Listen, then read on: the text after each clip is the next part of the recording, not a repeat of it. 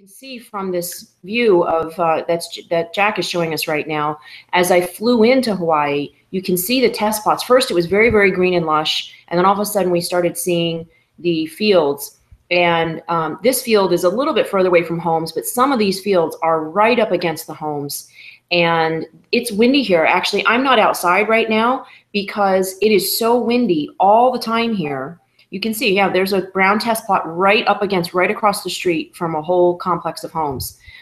And I am not outside right now because it is windy all the time. The trade winds here blow continuously, and this is a sugarcane field, and you can see the sign. It says the Children's Center right there, right across the street from the sugarcane fields. Now, you would think that sugarcane fields are innocuous. I mean, they look pretty nice. It's just like tall grasses. You know, you're thinking sugar is, you know, well, it's not a bad food, but it's commonly used and it looks, you know, pretty harmless. But the problem is that this grows year round, and they spray the sugarcane with glyphosate, which is the active chemical ingredient in Roundup. And we all know now that it's been deemed by the World Health Organization as a probable carcinogen. And they've deemed, they spray glyphosate on sugarcane fields before harvest to dry it all very quickly. And then they harvest it. And what's left over, all the stubs, they have to burn that to the ground.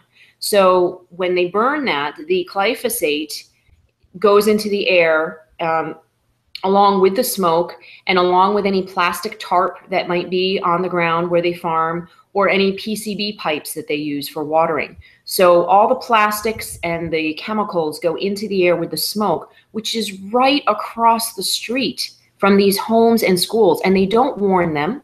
They don't tell them when they're going to be doing this, and they do it several times a year because the growing season is quite frequent.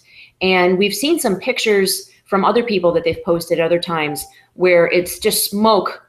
You know, it looks like a war-torn neighborhood that these kids they have masks on, and they're going through this area where there's smoke, and they're going to their schools. So this was very disturbing for me to see this. I was just driving. Yeah, there's the other side of the street. So that's one side of the street are the sugarcane fields, and right across the street, you can see that house is right up against the sidewalk. So, I mean, you could take a couple, I don't know, was it maybe 100 feet or so from the fields. So, you know, as beautiful it is also very disturbing that these homes and schools are so close to the fields. Now, the other thing about these fields, it looks like, okay, so sugar, you know, not so bad, or in some area corn. But the problem is that the laws are that the chemical companies and these GMO seed companies only need to have permits for test plots that are 10 acres or more. So what they do is they put a less than 10 acre test plot right in the middle of the sugarcane fields or in the middle of the corn fields, so they can sneak in a test plot for a new type of genetically engineered product and not have to report it. The only thing they have to report is how they got rid of it, how they disposed of it, because it could be considered toxic, right? And they don't know. And so they do have to post report somewhere where they dispose of this material afterwards.